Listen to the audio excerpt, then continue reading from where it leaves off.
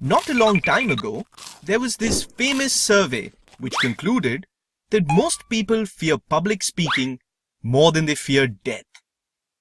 The American comedian Jerry Seinfeld summed up the statistic brilliantly when he said, "So, for the average person, if you go to a funeral, you're better off in the casket than doing the eulogy." That's funny, right? Wrong. Speaking to an audience is something 2 out of 3 people will do in their professional careers. So, which person are you? Would you rather be the one in the casket or the one delivering the eulogy? The important thing to remember is that a presentation is a performance that needs an artist to wow the audience. So come along now, pay attention, and take your first steps to becoming a presentation ninja.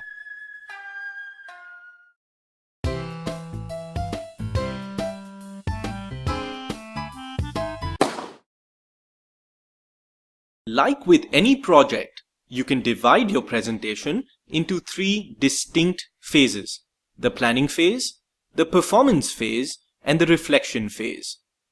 Let's first look at the planning phase. The first step is to know your audience, because they'll be judging your performance. Learn as much as you can about your listeners, their biases, and their expectations. Address your topic from the audience's perspective. Identify the presentation objective. The next step is to outline your presentation so that you get a clear overview of its content. Build your story like this. Tell what you plan to talk about. Tell your message or story.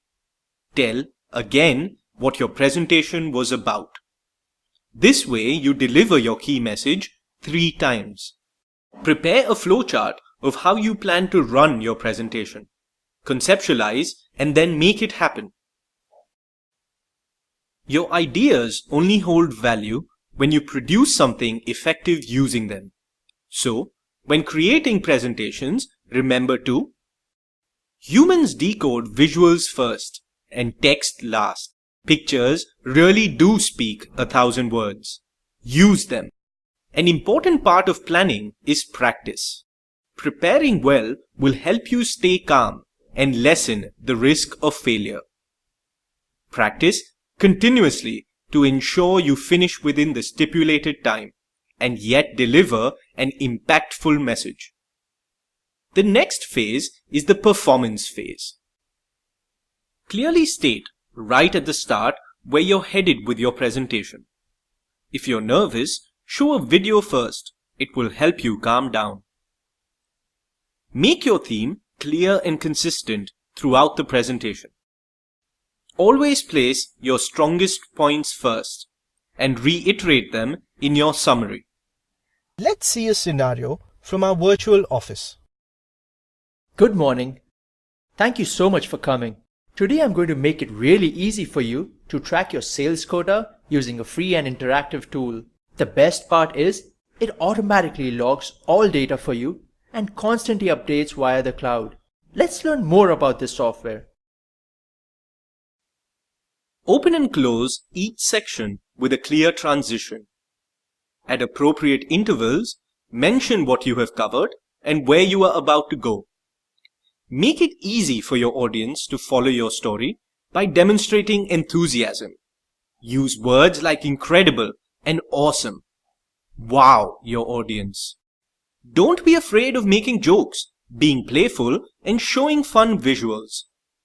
Making your audience smile is the easiest way to success. Let's return to the virtual office.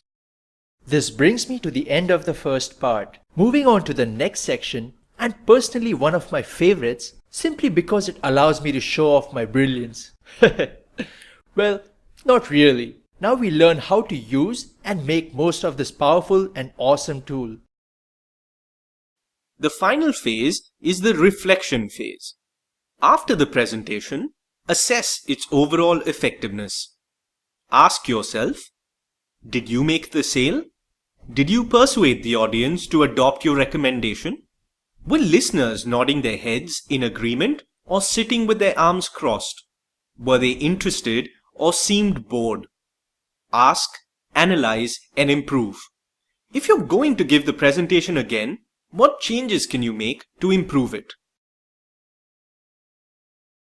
In presentations, less is always more. Plan what your key messages will be. Then, structure the main part of your presentation around these key themes. This can seem very scary, but it works wonders. Try to use the entire platform when you speak. It will also demand that you practice more and focus on your audience, which is always good. Humans have a very short attention span. Shortly after you've started your presentation, your audience will begin to wonder when you'll finish. So, exactly 10 minutes into your presentation, do something different. A handy trick to overcome this lack of focus is by changing the scene and showing a video or handing out a sample. By doing that, you persuade the audience to refocus on you.